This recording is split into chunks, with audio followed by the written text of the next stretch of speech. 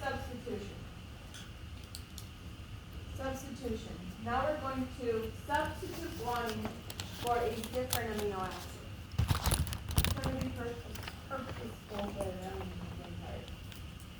so let's substitute guanine for a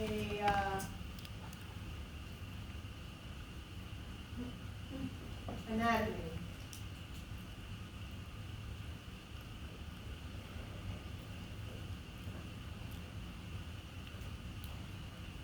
Went from TAG to TAA. So there are three different types. Substitution doesn't change the size of the gene. Insertion and deletion shorten it or make it longer, and it shifts the frame, the codons that come after. Let's decode it. So our original TAC would get translated, let's practice, into mRNA. What's that mRNA? A, U, G, C, U, A, U, U, C, A, U. Those are original. We need our original. Practicing, I'll ask you to do this on the exam. There'll be 2 questions where you have to do this. So practice. A, U, G, C, U,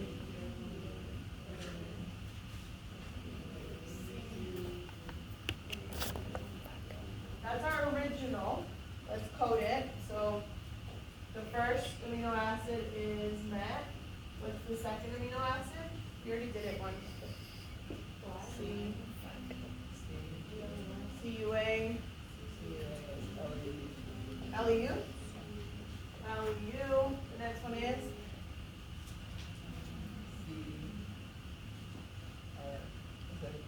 everybody do it. You're going to have to do it on the exam. I promise. Huh? Is that B or LI?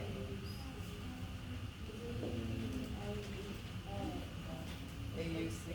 It's the same. ILE. ILE. And then AUU.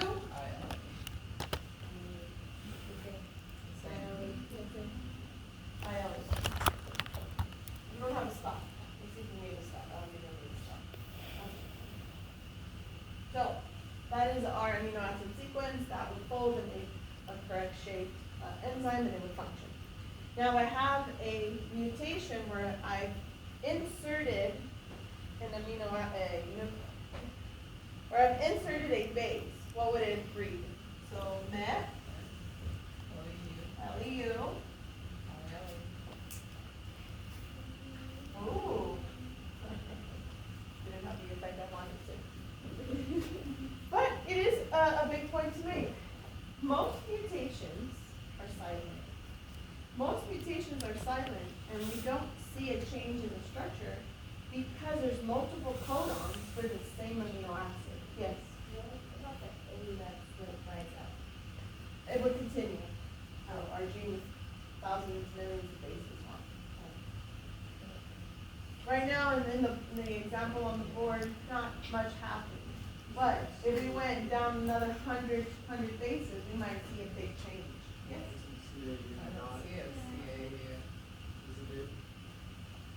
CAU. I thought you guys said. No. Yeah, so you want my concept.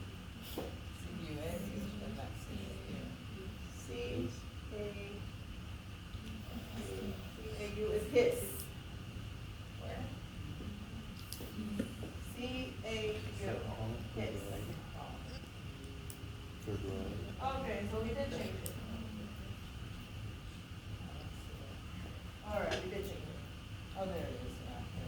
I'm trying to, the big point, I changed one single base, and I haven't changed an amino acid sequence. Potentially, sometimes we don't. Let's just do our deletion. So our deletion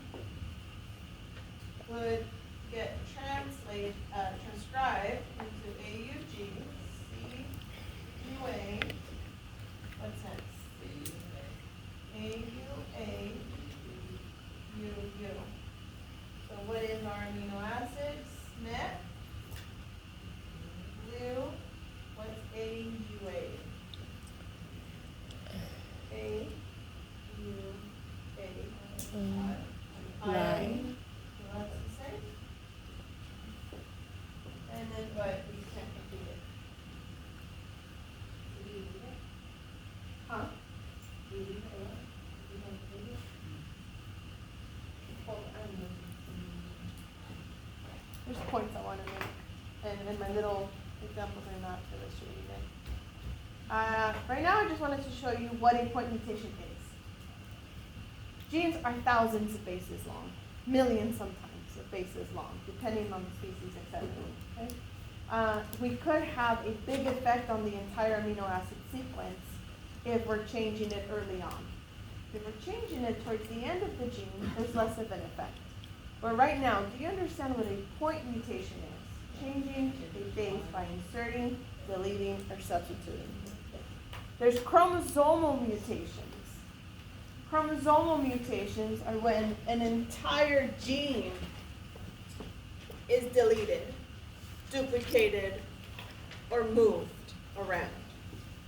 So for now, what are mutations? A change in the DNA sequence. It can be at a point in the gene, or it could be an entire gene on a chromosome, and that is a chromosomal mutation. Point mutations, like insertion and deletion, I kept saying shift the frame. They're known as frame shift mutations because it will move the entire sequence to the left or to the right. So, vocab. Mutagens, those agents that cause a change. For example, smoking. We know smoking leads to lung cancer, but why? Because the chemicals in the cigarettes cause a nucleotide to be deleted or cause a gene to be duplicated, right? Those are mutagens. And right there, chemicals, we're going to expose a bacteria to UV and we're going to cause damage to the DNA in the lab using UV radiation. But what would it do? It would change a base. And I'll give you more details in lab about that. Most mutations are spontaneous. Today we learned that chromosomes are replicated before a cell can divide.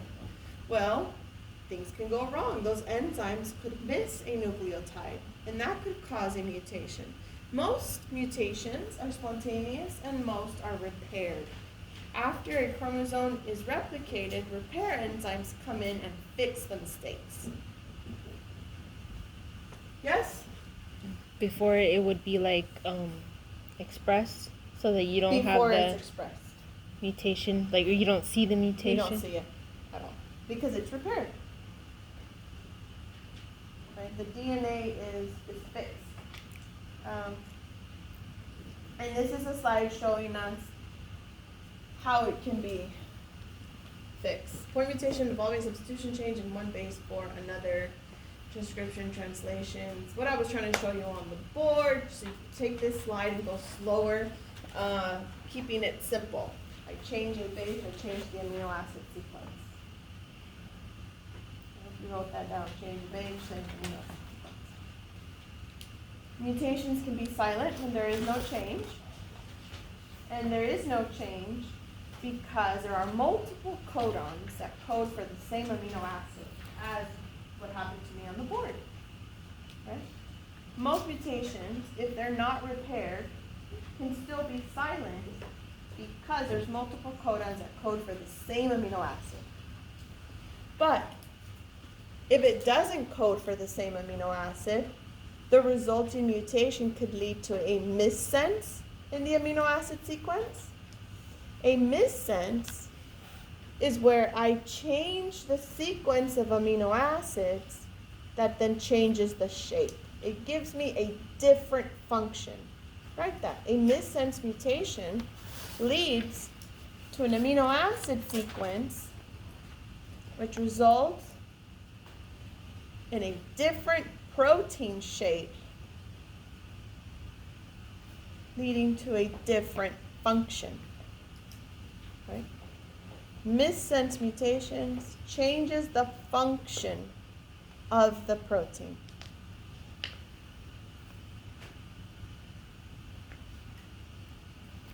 A nonsense mutation stops translation prematurely. A nonsense mutation stops translation early because the mutation in the gene DNA sequence resulted in a nonsense codon. And a nonsense codon is a stop codon. So when the mutation changes the codon to a nonsense codon, translation stops in the middle of the gene. So we don't make the full protein. We don't make the entire polypeptide. Questions? Look at your notes, what you wrote. Do you have anything missing?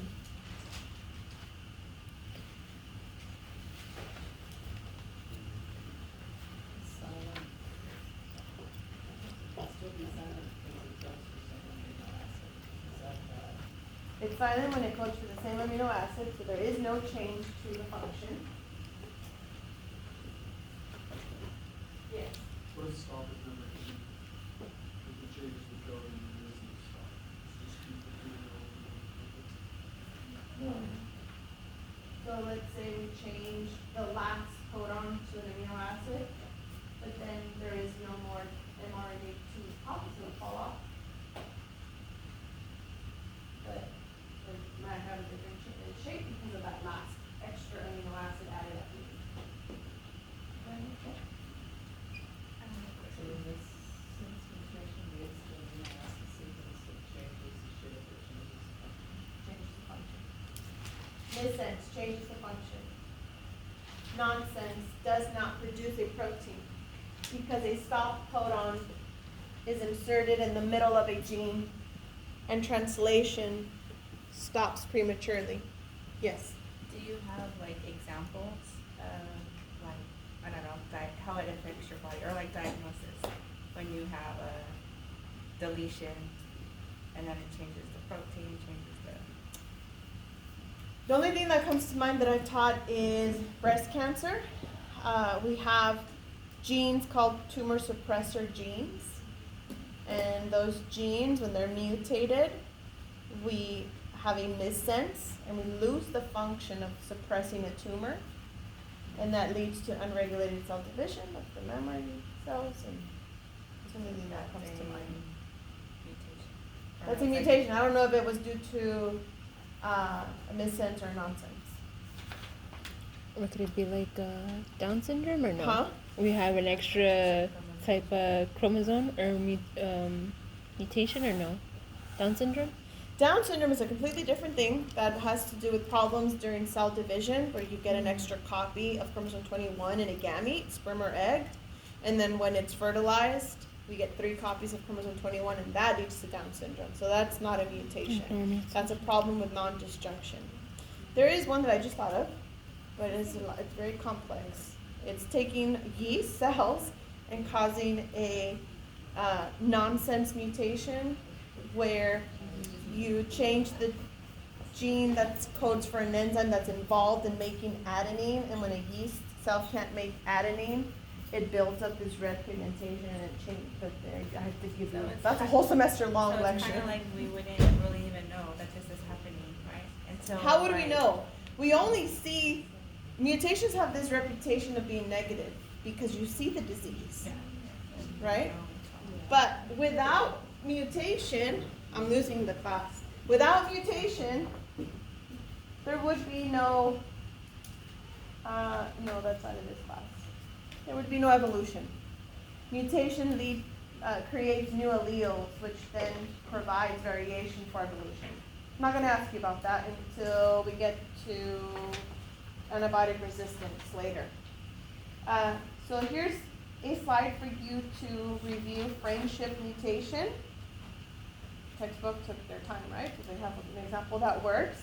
When you're studying this example, go back and compare it to the codon table. Decode it for yourself. They've done it for you, but go back and do it for yourself to practice, right? Now, the causes of mutations, what would lead to a point mutation? We said chemicals or radiation. We're changing the sequence due to damage to the DNA.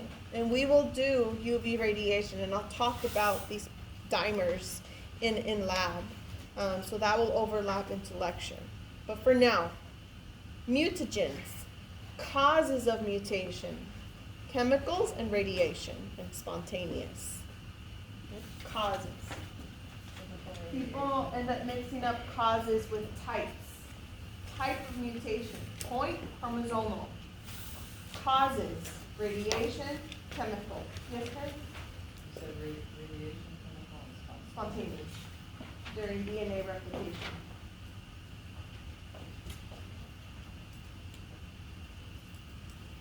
Here are the two enzymes that can repair damaged DNA. And I'm going to relate it to lab, what we're doing in lab when we do it, so that'll help reinforce.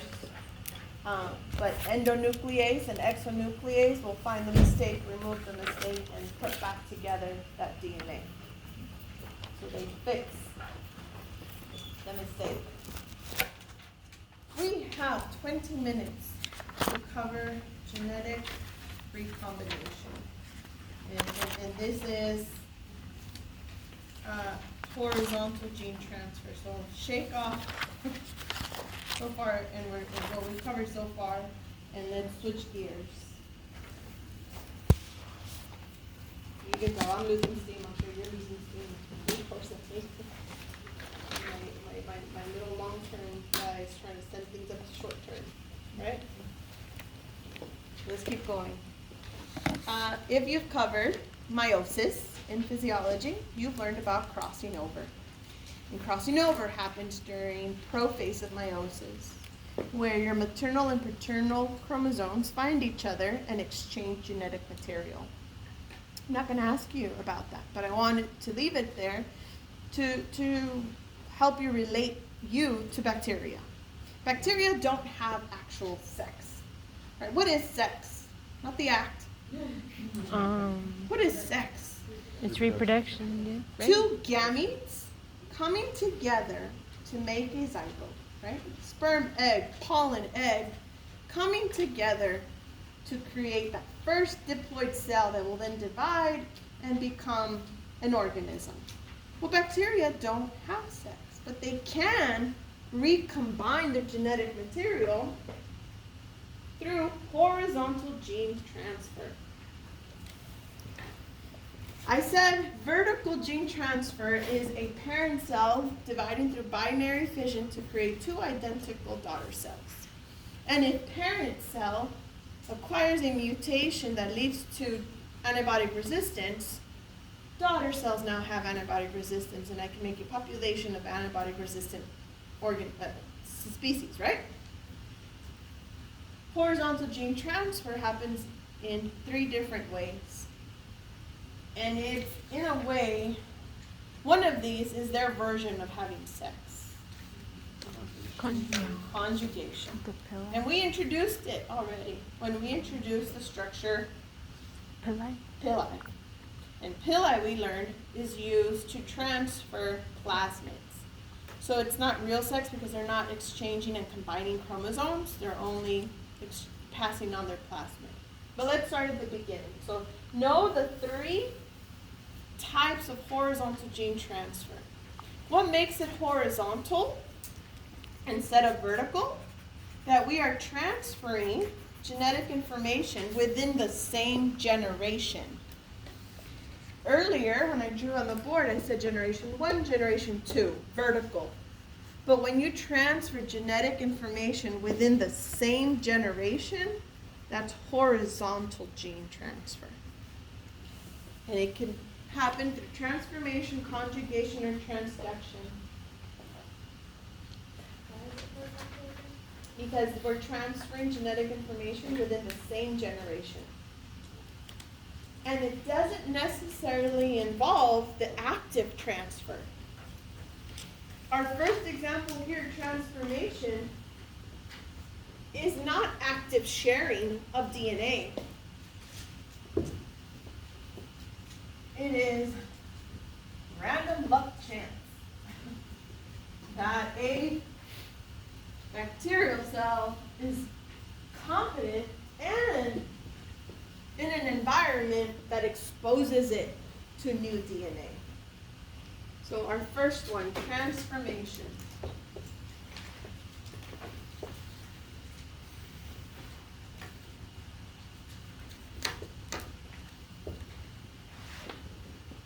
Transformation involves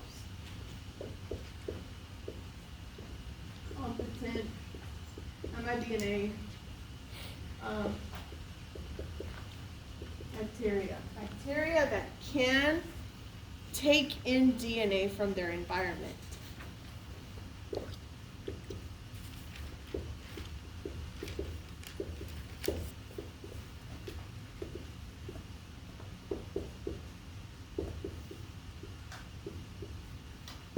Environment. No, not yet. Okay. So transformation happens to cells that can bring in DNA from their environment. This is an example of a non-pathogenic species transforming into a pathogenic species. Let me walk you through the example. Let's get our puzzle pieces first. We have rats. Rats are going to be injected with bacteria. We have two different types of species here. We have a capsulated species. Remember, we learned that capsules increase virulence because the capsule protects the bacteria and allows it to survive and not be destroyed by the immune system. Okay? So this capsulated species is injected into the mouse dies, right? Causes an infection, mouse dies. I take blood from the mouse and I inoculate agar and I grow the capsulated bacteria, showing that it survived and replicated inside the mouse. Okay? Species number 2, non-virulent, non-pathogenic species that does not have the capsule. Let's go back to what we just learned. Capsulated species has a gene that codes for capsule. This species does not have the gene that codes for capsule. When they inject the non-pathogenic, avirulent species into the mouse, mouse survives. Bacteria is still replicating, not as much, because many of them are being destroyed by the immune system of the mouse. That's why the mouse survives. Okay? So, host, species, pathogenic species, non-pathogenic species. Now, let's take the pathogenic species and apply heat. What are we doing? We're killing these cells. Okay? We kill the cells before we inject them into the mouse. We inject dead cells into the mouse. Sure enough, mouse survives. We then do a culture, no cells grow. Why? Cells were dead, they did not replicate, they did not cause infection, right? Now I take dead capsulated cells and competent, alive, non-pathogenic cells, and I inject them together into the mouse. Mouse dies. I then see that when I culture the bacteria from that dead mouse, I see capsulated cells. What happened? This competent, non-pathogenic species transformed by taking DNA from the capsulated species that was dead. So a non-virulent species became virulent because it was able to take in the DNA, the genes that code for the capsules. It's pretty cool. Even though they're dead. So then they did further studies. Well, what did they take in? Did they take in the capsule? No, they took in the gene, right? When they then separate the different parts of this pathogenic species, they only introduce capsule protein, the glycocalyx, right? Or they only the DNA of the pathogenic capsulated species. They saw that only when they give it the DNA does the mouse die. Showing, building evidence that the non-virulent form took the DNA that coded for the capsule. Right? Because when you only give the protein, the glycocalyx, or other proteins, the mouse survives. The non-virulent strain isn't able to transform. So transformation only happens when DNA is brought in and the cell needs to be competent. So there's more there. So the ability to take up donor DNA. Who's the donor in this example? The dead capsulated. And the non-virulent species received the DNA from their environment. And that's there. So this would be the genes that code for capsule. They bring it into their cells. They now have the ability to produce capsules. Scary stuff. What is happening inside of you? So that's the first form of horizontal gene transfer. The second, conjugation.